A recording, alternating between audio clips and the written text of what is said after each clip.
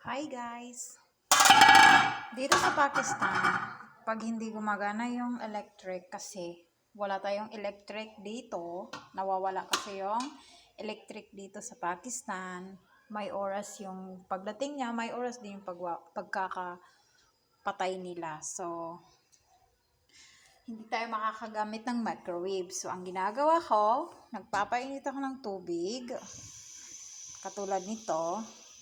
So, wala kasi akong option nung meron tayong nilalagay dito na, yung parang pag doon sa Pilipinas, merong salahan. I mean, pag gumagawa tayo ng puto or something na meron ditong nakalagay na ilalapag natin para maging steam yung something na ilalagay natin dyan. So, ang idea ko, yung salaan namin na medyo malaki, so yun ang nagawa kong idea. So, ayan. Pinapainit ko tong biryani kasi ibibigay ko doon sa nagtatrabaho sa shop. So, maghihintay tayo na after 15 minutes or 20 minutes. So, ganyan ang ginagawa ko. Kasi, pag walang ilaw dito, hindi gumagana ang lahat ng mga microwave. Kasi, meron kaming extrang ilaw. Meron kaming ekstrang ilaw na tinatawag nilang UPS, pero dito sa taas ng bahay, ina-allowed ko lang yung wifi at saka okay, ilaw, lahat ng ilaw gumagana doon sa UPS na yon, pero TV or fridge hindi siya pwede kasi yung fridge is masyadong mataas sa electric, so baka pumutok. So, ganun ang ginagawa namin. So, ilaw, lahat ng ilaw gumagana doon sa UPS na tinatawag. At saka, isang saksakan pwede sa charger. Kasi minsan, nagkakaubusan ng mga charger yung mga tao sa bahay. So, kailangan namin ng protection about that. So, ngayon, ipapakita ko sa inyo yung pasensya na, medyo magulo kasi nga nandito ako nakaupo sa labas kasi malamig dito. So, ito yung stair namin papuntang sa taas, sa rooftop. At ipapakita ko sa inyo yung UPS. Yan. Ayan po yung UPS na connected by electric kasi ito yung charger niya. So, nag-charge automatically na pag nandyan na yung ilaw, automatically na magcha-charge na yan. Pero always full yan. Always din nakakonect sa ilaw. At ito naman yung battery niya. Kasi ito yung gumagana sa UPS papunta sa lahat ng mga ilaw sa bahay. Tsaka dito sa bahay na to, 3 floor to. So, hindi kaya yung isang UPS. So, sa bahay na to, 2 ang UPS. Doon sa baba, sa tinitirahan ko sa baba, meron kaming UPS. So, dito, itong lahat ng hanggang rooftop, gumagana yung UPS. Sa baba naman, 2 yung kwarto doon, isang kusina, maliit na kusina, at saka malaking dining room, hall, ganon, at lahat naman gumagana doon. So, dito lang lahat ginagamit. Kasi iisa lang yung kainan namin. I mean, dito ako nagluluto, dito ako kumakain, lahat kami.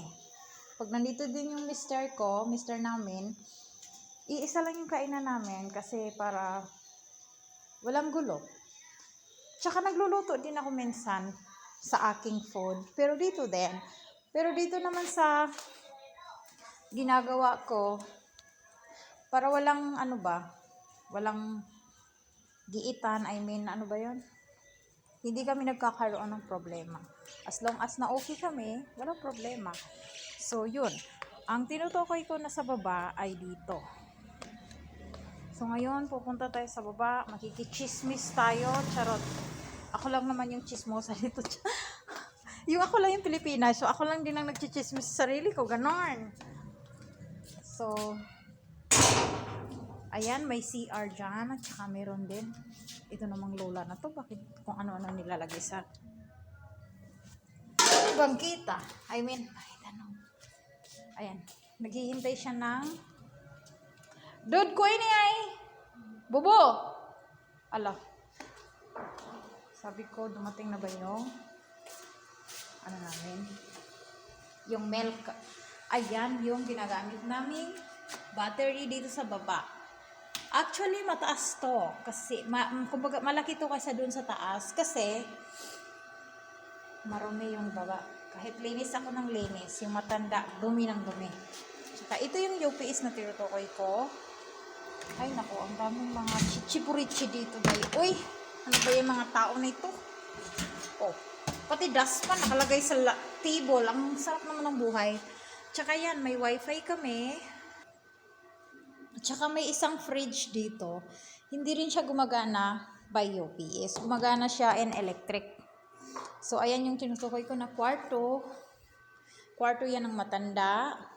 Kwarto ko naman to. Ayan. Pag minsan dito ako natutulog kasi yung matanda wala siyang kasama. Siya dito natutulog. Ang gulo ng bahay niya. I mean, room niya.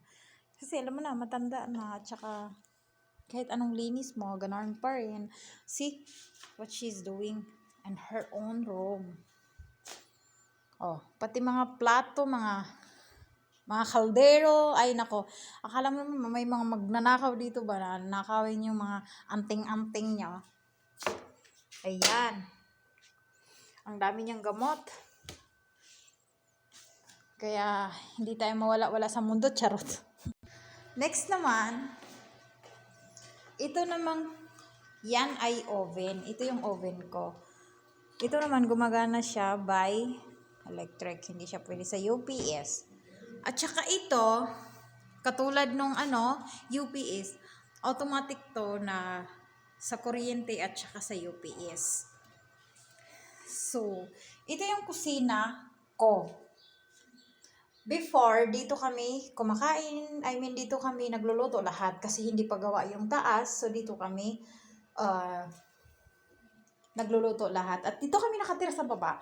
Pero kasi nung dumating ako, they are lucky. Charot.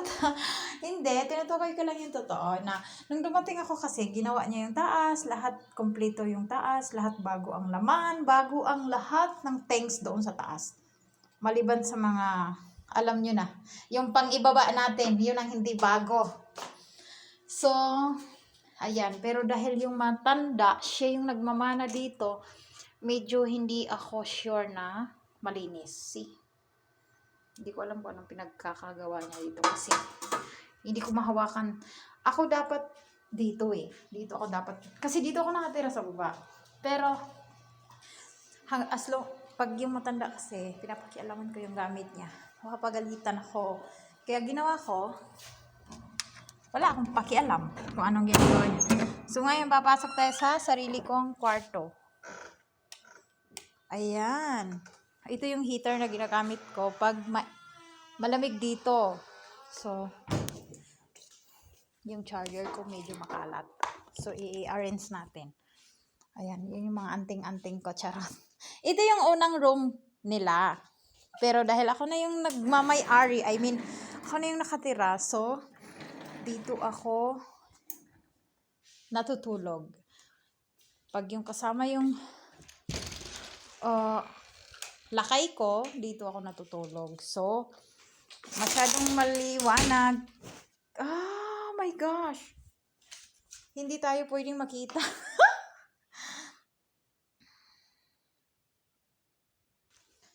I mean, dito yung room namin. So, ayan. So, hindi kasi siya masyadong Ito yung room nila dati, pero ako yung nakatira ngayon. Natutulog. Kasi, Pilipina tayo, no? Ayoko ng maraming chichi-borichi. So, gusto ko ng privacy. So, dito ako natutulog. Tapos, dito ako nagmumuni-muni. Ito lang. So, may plano akong i-renovate to, pero wala pa akong budget. So, hindi ko kaya.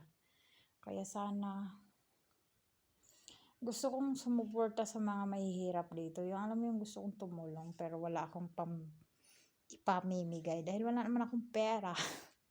May pera ako pero yung kaya ko lang. I mean, sa akin lang yun, hindi pa nga enough eh. So, ayan. Dito ako nakatira sa baba. Wala kasi kaming kuryente now, so ito lang, UPS yan. So, ayan. Oh, ano ba yan? Ba't hindi siya namamatay? Kailangan ko palang patayin dito sa kabila. So, ayan, madilim na.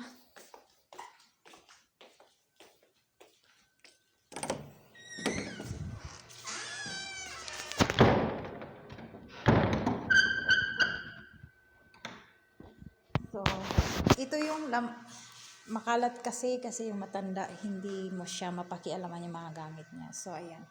Ito naman yung sinasabi kong hall. Malaki siya. At saka, ano siya, tawag nito? Ito yung mga nilalagyan namin ng mga plato noon. Pero nung umalis kami dito, nung ilanis namin yung mga gamit kasi nilagay namin sa taas kasi doon naman kami lahat kumakain. So, naging ganyan na siya kaganda. Kasi nga, matanda yung nandito. So, ngayon, balik tayo sa ginagawa ko kasi baka pumutok na yung pinainit ko. Magkaroon pa ako ng problema. Nangangamoy na siya, dai.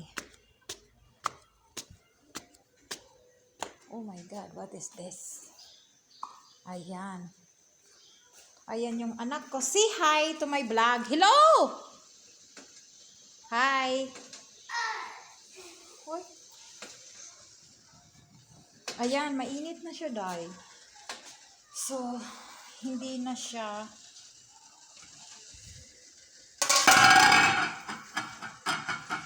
ayan, mainit na siya. So, enough na siya.